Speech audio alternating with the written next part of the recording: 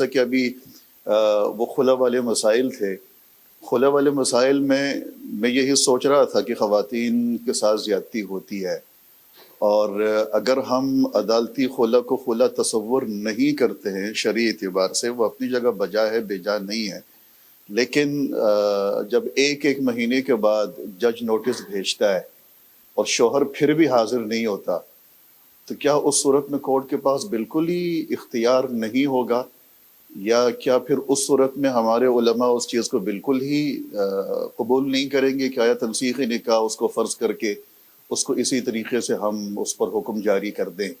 چلیں فسخی نکاح خلا نہ ہو لیکن فسخی نکاح اس کو تصور کر لیں، تو اس چیز کو بھی تھوڑا سا دیکھنا چاہیے۔ باقی یہ ہے کہ زیادتی، ظلم، وہ ساری چیزیں اپنی جگہ ہیں، لیکن یہ بھی ہمارے ایک بہت بڑا، کبھی کبھی میرے ذہن میں سوال آتا ہے، ہمارے تو نکاح نامے کے اندر بھی تفویض طلاق کی شق ہے، موجود ہے، لیکن ہم نے آج تک کسی کو بتایا ہی نہیں ہے کہ تفویض طلاق کیا چیز ہے۔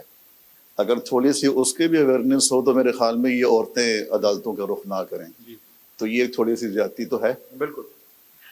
دیکھیں، میں اس آخری بات کو پہلے لے لیتا ہوں کہ اگر شوہر نہیں آتا تو کیا اس کو یہ فرض نہ کیا جائے اور فسخ نکاح کے اسباب میں سے کسی سبب کو موجود فرض کر کے کیوں نہ فیصلہ کیا جائے؟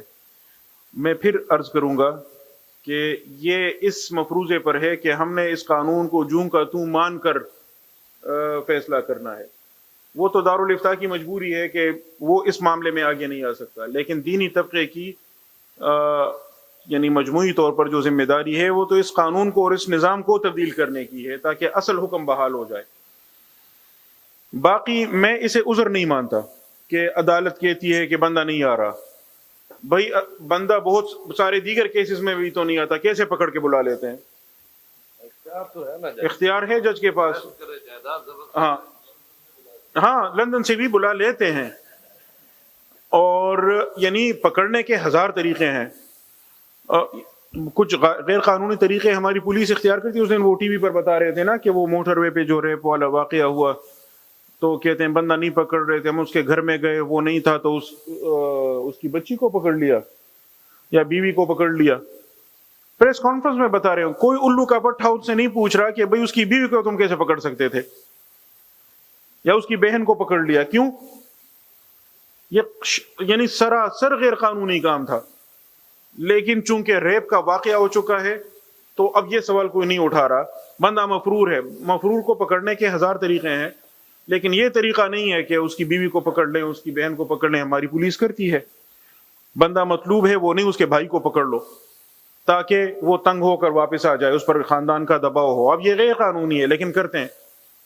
قانونی طریقے بہت سارے ہیں جن میں ابھی سر نے اشارہ کیا، اس کی جائیداد بھی ضبط کی جا سکتی ہے، اور اب تو آسان طریقہ ہے، شناختی کارڈ بلاک کر لیں، کہیں بھی نہیں جا سکتا، موبائل بھی بند ہو جاتا ہے، اے ٹی ایم سے پیسے نہیں نکال سکتا، وغیرہ وغیرہ، تو خود بخود پکڑ میں آ جاتا ہے۔